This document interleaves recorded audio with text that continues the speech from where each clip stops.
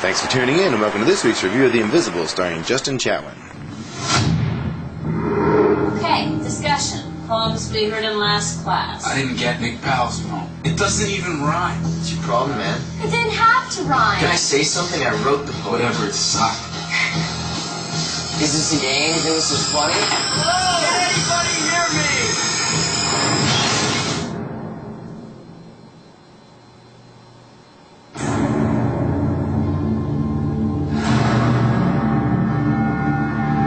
This weekend has what I refer to as a Spider-Man 3 effect. No real strong movie wants to come out 1 week before Spider-Man 3 because the second weekend would just be decimated at the box office. So weaker movies will try to release their movies this weekend because of the lack of direct competition, at least for 1 week. I never thought about this until I saw 2 of the 3 movies I was thinking about reviewing. Of the 3 I was considering this weekend was Kicking It Old School, Condemned, and The Invisible. Of the 3, I thought The Invisible was the one that had the most potential. Well, now I know why this movie was released this weekend. It was extremely slow and fairly uninteresting. It was like someone saw the movie Ghost and thought it was time to make a similar movie a decade and a half later. Unfortunately, this movie has about 70 to 80 minutes of lackluster storyline and uninteresting characters.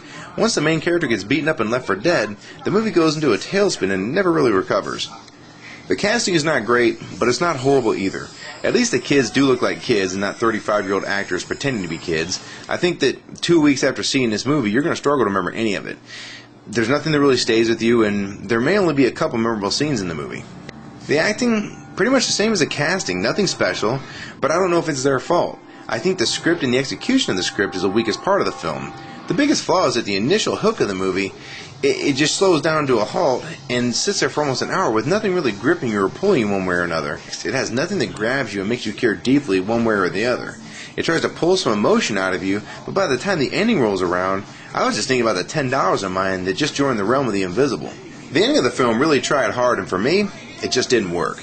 I think that if the movie had been better in the middle, I still don't know if I'd have liked the ending. I think the middle didn't try hard enough. I think the ending just tried way too hard, and it missed on both accounts. This movie will be out of the top 10 pretty fast and head to DVD fairly soon, so if you're on the fence on this one, just wait and see it at home. For my overall rating, I give The Invisible 1.5 stars.